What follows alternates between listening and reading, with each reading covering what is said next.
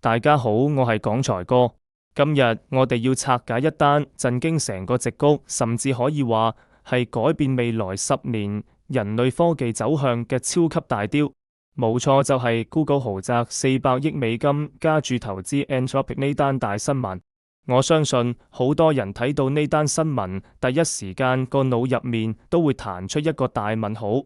點解嘅？Google 自己明明有親生仔 Gemini， 親生仔個假想敵正正就係 Anthropic 旗下嘅 Claude。兩間公司喺大模型呢條賽道上邊係打到穿晒頭嘅死敵。放喺10年前嘅矽谷，你掟錢俾對手就等於認輸。但係而家 Google 不但只冇認輸，仲要開出人工智能史上一張最誇張嘅巨額支票。400億美金係一個咩概念？呢筆錢足足等於 Google 將成個 DeepMind 由成立到而家燒過嘅錢一次過再掟多鋪出嚟。不過今次唔係科水俾自己人，而係掟俾外人。好多外行或者淨係識得睇表面新聞嘅人就會覺得 Google 今鋪肯定係跪低咗，覺得自己個 Gemini 爛泥扶唔上壁，先至會去抱對手大髀。我見到網上好多師兄都喺度鬧 Google 傻仔之敵，用400億去大自己個死敵。但係你試下企喺老細或者大莊家嘅角度睇條數，成件事根本就唔係大家想象中咁簡單。財哥今日就同大家慢慢拆局，你哋會發現呢個根本唔係咩投降協議，而係教科書級別嘅資本搭棚財技。大家要明白，而家打緊嘅 AI 大戰已經唔係2年前大家鬥寫 code 鬥個 model 識唔識作詩嗰個階段。而家玩嘅係基建，係算力，係真正嘅燒錢遊戲。我哋做實業出身嘅老細最中意就係攞起計數機計死數。你做任何生意都要睇租金、燈油火蠟同人工嘅硬成本賬本。喺 AI 呢個世界入面，算力就係租金，電力就係燈油火蠟，算法工程師就係人工。過去2年，成個市場都覺得 AI 第一梯隊係御三家，即係 OpenAI 同埋 Google， 仲有 Anthropic 三足鼎立。OpenAI 靠住 ChatGPT 搶晒頭啖湯，背後有微軟呢個大金主。Anthropic 就靠 Claude 喺企業市場慢慢蠶食，起初兩邊逢源食亞馬遜同 Google 嘅錢，但係一直扮到好獨立咁款，去到而家呢個敘事已經徹底粉碎晒。點解？因為做大模型實在太過燒錢，你想個 model 勁就必須要堆算力，算力從來都唔係天上跌落嚟嘅，係要真金白銀去買 server 去起 data center 去鋪電纜。我哋先嚟睇下 Anthropic 呢間公司到底發生緊咩事。根據最新嘅數據， Anthropic 去到2026年3月，佢哋嘅年化收入已經突破咗300億美金。大家記住，1年之前佢哋嘅年化收入先得10億左右，1年時間翻咗30倍。佢哋個 Claude Code 而家喺程式雲個圈子入面，簡直係神級存在。各大企業由初創去到財富500大都爭住用，增長得咁快，表面睇落去好風光，但係背後隱藏住一個極大嘅危機，就係佢哋嘅 server 頂唔順，需求大到個系統隨時輕機。呢個時候 Anthropic 最缺嘅唔係錢，而係可以即時落地嘅龐大算力。做生意本質就係利益再分配。如果你覺得財哥一針見血，懇求一個熱推，好，我哋繼續講落去。呢個時候 Google 就睇準時機，強勢入場。我哋要一眼睇穿啲財技哥同點樣搭棚，就必須要拆解 Google 呢400億美金係點樣比法。你估真係過數400億去你戶口咁簡單咩？錯晒。呢400億入面只有100億係現金即時落袋，剩低嗰300億係綁定咗業績對賭條款，即係話 Anthropic 要達到某啲特定嘅里程碑跑夠數 ，Google 先會科水。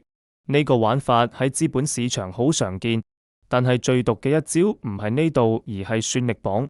Google 雲端部門同 Anthropic 簽咗一份承諾，未來5年 Google 會向 Anthropic 交付高達5吉瓦嘅計算能力。大家知唔知5吉瓦係咩概念？呢個大約等於10個核電廠嘅發電量。Anthropic 以後要瘋狂買 Google 自己研發嘅 TPU 晶片。睇到呢度，大家係咪開始醒水？呢單 deal 表面上係 Google 投資 Anthropic， 實際上係 Google 逼 Anthropic 簽低一張超級無敵大嘅 B2B 購合約。呢種就係典型嘅買辦思維，左手交右手。大家諗深一層，Google 今年批咗千幾億美金出嚟搞基建起 data center， 瘋狂生產 TPU。如果呢啲 TPU 生產出嚟冇超級大客去用，咁就會變成全世界最貴嘅庫存。Google 自己個 Gemini 喺企業市場又唔夠 CRUD， 打銷量谷唔起。與其攬住啲死貨一齊死，不如將對手變成自己最大嘅客。你 Anthropic 唔係好犀利咩？唔係好多客咩？好啦，你以後跑嘅所有數據全部都要用我 Google 嘅 TPU。我訂100億現金俾你，但係你未來幾年要幫襯我買返幾百億算力。呢個根本就係一個穩賺不賠嘅包租公遊戲。如果 Anthropic 真係贏咗成個 AI 企業市場，Google 作為大股東，最少可以賺返股權升值嘅錢，同埋源源不絕嘅雲端服務費。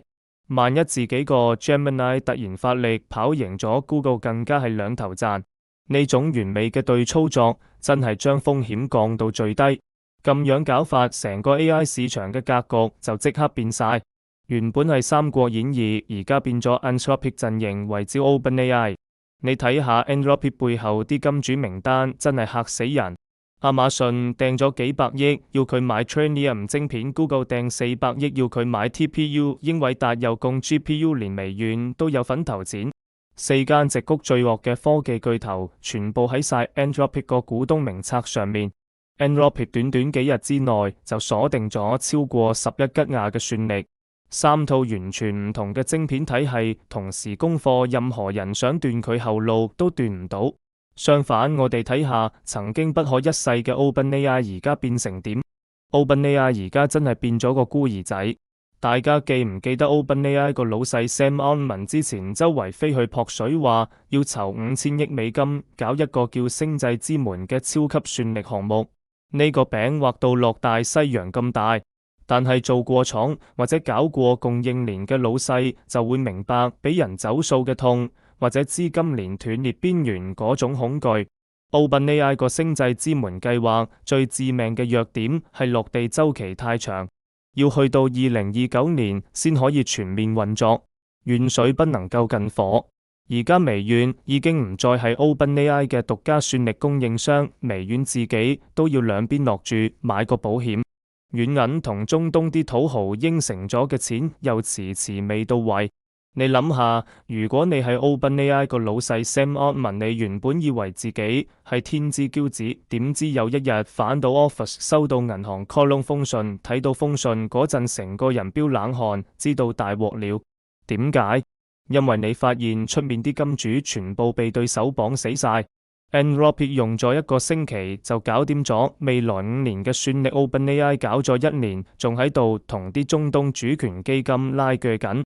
喺科技界慢一步就等於死。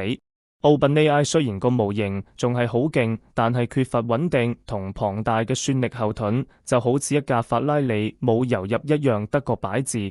呢場大戲真係俾我哋見識到咩叫跨界打劫，有外行顛覆內行嘅恐怖觀察。以前大家以為 AI 大戰係一班天才科學家喺度鬥智鬥力，鬥邊個寫嘅演算法最犀利。但係打到下半場，大家先發現原來真正話事嘅係班搞基建買算力嘅雲端巨頭。佢哋根本唔在乎邊個模型最聰明，佢哋只在乎邊個模型可以消耗最多嘅算力，可以幫佢哋填滿 data center。Google 同亞馬遜呢啲巨頭用龐大嘅資本同算力優勢，硬生生將 AI 行業嘅門檻拉高到一個普通創業公司根本掂唔到嘅地步。以後唔會有咩初創神話，因為你連買一張入場券嘅資格都冇。講到底，商業世界從來都冇永遠嘅敵人，只有永遠嘅利益。Google 今次呢招400億之敵，其實係一次極度精明嘅戰略局。佢哋放棄咗死撐自己個親生仔，選擇做一個收過路費嘅軍火商。呢種將一盤生意包裝到滴水不漏嘅手法，真係值得所有做生意嘅人學習。至於 OpenAI，佢哋而家面臨嘅已經唔係技術上嘅挑戰，而係生死存亡嘅資本遊戲。如果佢哋揾唔到下一個超級大金主幫佢哋填補算力上嘅巨大缺口，呢個曾經嘅王者隨時會被時代淘汰。各位觀眾，你哋又點睇呢鋪神仙局呢？資本嘅世界就係咁殘酷，大家一定要時刻保持清醒。今日就講到呢度，多謝大家。